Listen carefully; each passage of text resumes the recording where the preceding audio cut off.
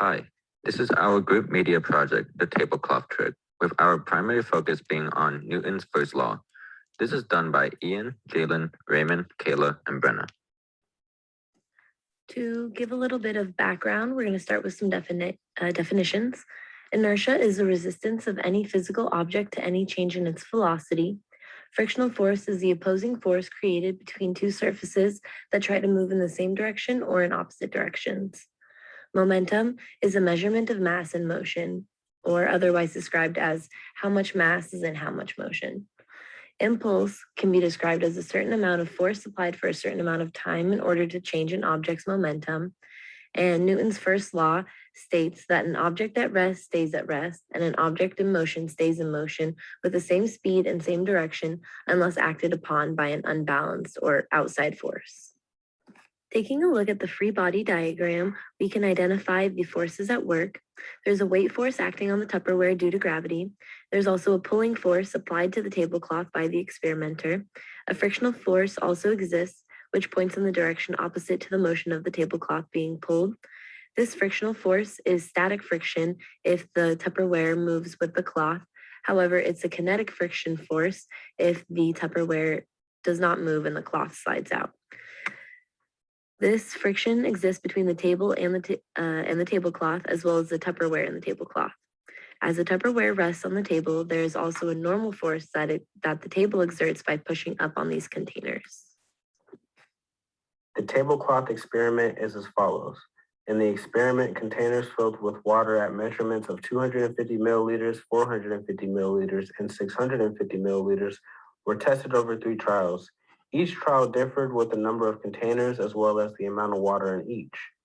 The test subject pulls the tablecloth from under the different containers, proving the influence of inertia, momentum, and impulse.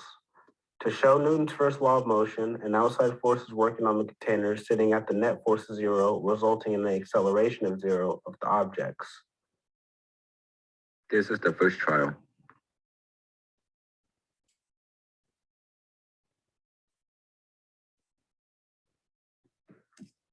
For each trial, we use a Vernier video analysis system to produce a velocity and position versus time graph. We also use it to calculate a variety of statistics, including velocity, standard deviation, and acceleration.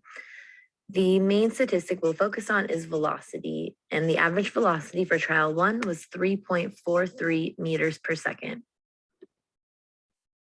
This is trial number 2.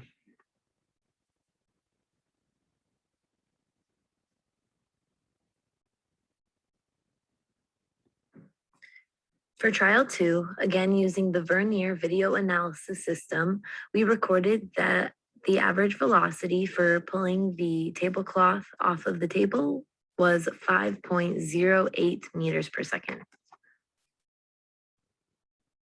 This is the third and final trial.